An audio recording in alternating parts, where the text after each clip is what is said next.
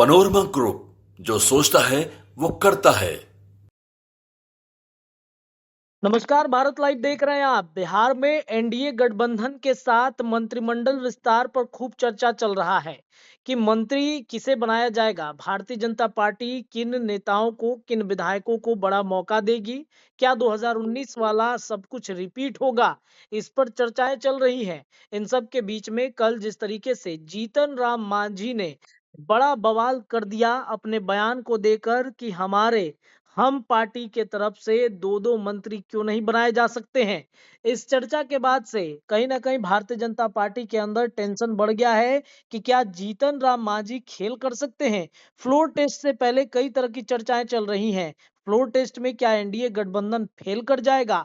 क्या लालू प्रसाद यादव आज भी फिराक में लगे हुए हैं कि बिहार में एक बार फिर से राजद की सरकार बन जाए? कई तरह की चर्चाएं चल रही हैं। इन चर्चाओं के बीच में बिहार के 9 उप मुख्यमंत्री सम्राट चौधरी दिल्ली जा रहे हैं।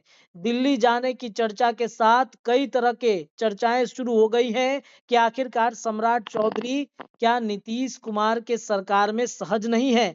कई बातें निकल के सामने आ रही हैं। क्या सम्राट चौधरी दिल्ली में इस्तीफा सौंपने जा रहे हैं? चलिए तमाम विषयों पर बाबा से चर्चा कर लेते हैं, पूछ लेते हैं। बाबा, बिहार में एनडीए गठबंधन में मामला कहीं ना कहीं फंस रहा है मंत्रिमंडल विस्तार पर। जीतन राम मांझी के जिस तरीके से बयान आए हैं, इस बयान ने टेंशन में डाल दिया है जदयू को भी, भारतीय जनता पार्टी को भी। और इस वक्त सम्राट चौधरी दिल्ली जा रहे हैं। क्या सम्राट चौधरी प्रेशर नहीं झेल पा रहे हैं क्या? देखिए, अपने सबसे बड़ी बात है कि 28 तारीख का दिन आप याद कीजिए, जब मंत्रिमंडल का शपथ ग्रहण चल रहा था जी, उसके ठीक पहले जीतन राम मांझी ही पहले शख्स हैं हमारे बाद, जी, भारत लाइव के बाद जीतन राम मांझी पहले शख्स हैं जिन्होंने डेट भी अनाउंस कर दिया था कि 25 के बाद कोई बड़ा खेल होगा। जी, जी, जी, और खेल हुआ भी। जी, इसके बाद से जीतन राम मांझी कई बार जो अपनी बातें कहे हैं, वो बातें उन्होंने रामविलास पासवान के देहांत के बाद कहा था कि अब मौसम वैज्ञानिक मैं ही हूँ। जी, जी, बिल्कुल, बिल्कुल। इसका सीधा मतलब है कि जीतन राम मांझी राजनीतिक अनुभव तो रखते ही हैं, बिहार के मुख्यमंत्री तो रहे ही हैं, लेकिन उसके साथ साथ राजनीतिक पकड़ उनकी बड़ी मजबूत नजर आ रही है पिछले कुछ वर्षों से।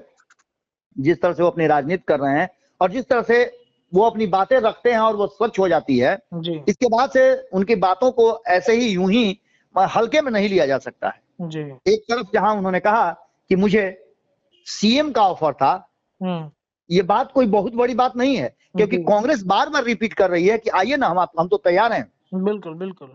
इस बात को लेकर के कहीं ना कहीं संशय की स्थिति इस नई सरकार के लिए जरूर है। दूसरा, आपको याद होगा कि हमारे संपादक नमन मिश्रा जी अक्सर ये बात कहते हैं कि अब ये जो नीतीश कुमार की भूमिका बड़ी नहीं है, सबसे बड़ी भूमिका है इस सरकार को बचाने की भारतीय जनता पार्टी की। जी, जी, बिल्कुल, बिल्कुल। इस बात को समझने के लिए आपको ऐसे समझना पड़ेगा कि आप समझिए, ठीक है 5 तारीख का डेट तो ऑटोमेटिक कैंसिल होना था, क्योंकि उसके पीछे बहुत सारे कारण थे। विधानसभा के अध्यक्ष पर अविश्वास प्रस्ताव लाना था, नोटिस जारी हो गया था, 14 दिन वेट करना था, 10 तारीख का डेट फाइनल कर दिया गया था। लेकिन 10 तारीख को भी अगर विधानमंडल का सत्र नहीं बुलाया जाए और फिर से डेट बढ़ा दिया जाए, तो निश्चित रूप से कुछ तो बात जरूर है जो भीतर खाने में चल रही है। बिल्कुल, बिल्कुल। क्योंकि आप समझिए, अभी भी जिस तरह से जीतन राम मांझी और आंकड़ों के खेल में 128 का आंकड़ा जो नजर आ रहा है रत्नेश, हम बार बार इसकी चर्चा कर रहे हैं, इसमें मात्र 6 लोग ज्यादा हैं। बिल्कुल, बिल्कुल। जिसमें से 4 तो जीतन राम मांझी के पास ही हैं।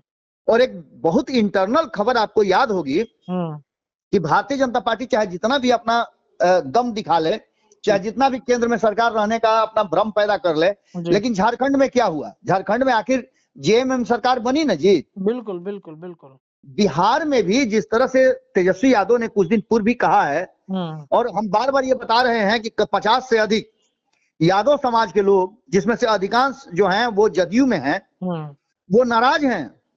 बिल्कुल, बिल्कुल। उनकी नाराजगी का कारण ये है कि कहीं ना कहीं इस नाराजगी में वो इस बात को देख रहे हैं कि नीतीश कुमार ने अचानक से आखिर ऐसा किया क्यों। इसके साथ साथ वो हाशिए पर भी हैं कि अलग दलों में। आपने देखा होगा कि राष्ट्रीय जनता दल में यादवों की कितनी पूछ है, मंत्रिमंडल में भी आपने देखा कि कितने लोग शामिल किए गए थे। जी, जी, जी। अब जो वर्तमान परिस्थिति बनी है उसमें जो लोग काफी लंबे समय से इंतजार कर रहे हैं, चाहे जदयू हो या फिर BJP, भारतीय जनता पार्टी हो। बिल्कुल। अब ऐसी स्थिति में, बदली हुई परिस्थिति में सम्राट चौधरी के लिए निश्चित रूप से एक बड़ा संकट की घड़ी जरूर है। हालांकि सम्राट चौधरी 99 से ही मंत्री पद और मंत्रिमंडल में शामिल होने का अपना जानते हैं कि कैसे मंत्रिमंडल चलता है, कैसे जो प्रेशर है उसको हैंडल किया जाता है, ये सारी बातें वो जानते हैं जी। लेकिन इसके साथ साथ अब सबसे बड़ी बात यह है कि उन चीजों को डाइल्यूट करने के लिए और सामंजस्य बिठाने के लिए भारतीय जनता पार्टी नए समीकरण के आधार पर अपनी रणनीति कर रही है। जातीय गणना के आधार पर आपने देखा होगा किस तरह से भारतीय जनता पार्टी ने मंत्रिमंडल में भी अति पिछड़ा और सवर्ण को शामिल करके सारी बातें रख करके जातीय समीकरण साधने का कोशिश किया।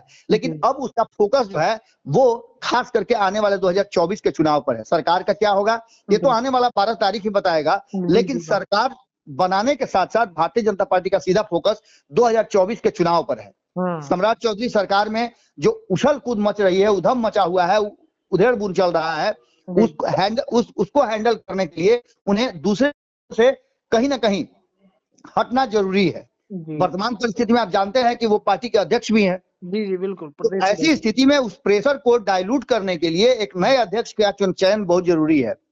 इसी सिलसिले में सम्राट चौधरी को दिल्ली तलब किया गया है और सम्राट चौधरी वहां अध्यक्ष पद से संभावित बताया जा रहा है। जो सूत्र बता रहे हैं कि वहां अध्यक्ष पद से इस्तीफा देंगे और नए अध्यक्ष का नाम 12 तारीख को फ्लोर टेस्ट से पहले तय कर लिया जाएगा। उसमें जातीय समीकरण को भी बड़ा महत्व दिया जा रहा है, क्योंकि आप समझ सकते हैं कि जो लोग नाराज चल रहे हैं विभिन्न पार्टियों में आरजेडी के अलावे, उन लोगों को भी शांत करने के लिए एक बड़ा अवसर चुना जा रहा है। ऐसी स्थिति में दिल्ली सम्राट चौधरी संभावित है कि वो अध्यक्ष पद से इस्तीफा देने और नए अध्यक्ष के चयन के लिए मंत्रणा करने के लिए गए हुए हैं। ये भी तो चर्चा हो सकता है कि मंत्रिमंडल विस्तार को लेकर के जिस तरीके से जीतन राम मांझी ने टेंशन बढ़ाया है, उस पे भी कुछ बड़ा फैसला हो जाए। बिल्कुल बिल्कुल, ये तो कारण है ही। ये तो एक सबसे बड़ा कारण ये है कि परेशानी का सबसे बड़ा कारण यही है। हम बार बार ये बता रहे हैं, संपादक नमन मिश्रा जी ने भी कहा है कि जिस तरह से ये सारी चीजें चल रही हैं उसमें कहीं ना कहीं संभावनाएं बहुत सारी हैं, लेकिन अब जो बदली हुई परिस्थिति है उसमें मंत्रिमंडल के साथ साथ जीतन राम मांझी भी एक बड़े फैक्टर के रूप में नजर आ रहे हैं। जी बिल्कुल। तो देखिए, दिल्ली में सम्राट चौधरी जा रहे हैं और प्रदेश अध्यक्ष वर्तमान में भारतीय जनता पार्टी के हैं, इस पद से इस्तीफा देंगे और नए प्रदेश अध्यक्ष की चर्चा वहां से हो जाएगी। फिलहाल इस खबर में इतना ही। चर्चाओं का बाजार गर्म है। भारत लाइव पर जुड़े रहिए हमारे चैनल के साथ। धन्यवाद। पनोरमा ग्रुप, जो सोचता है वो करता है। अगर ये वीडियो पसंद आई और वह बिहार के राजनीति और बिहारियत से सरोकार रखेनी तो सब्सक्राइब बटन दबा के चैनल के सब्सक्राइब कर ली। ओजे एगो घंटी बा, ओकरा बटन दबा देला से कुल सटीक और मारक खबर रुआ मुफ्त में मिल जाई। अगर रुआ पत्रकारिता के हमनी के नया प्रयोग में सहयोग कर चाहतानी तो ज्वाइन बटन दबा दी। पेटीएम नंबर नोट कर ली 9386816700। धन्यवाद।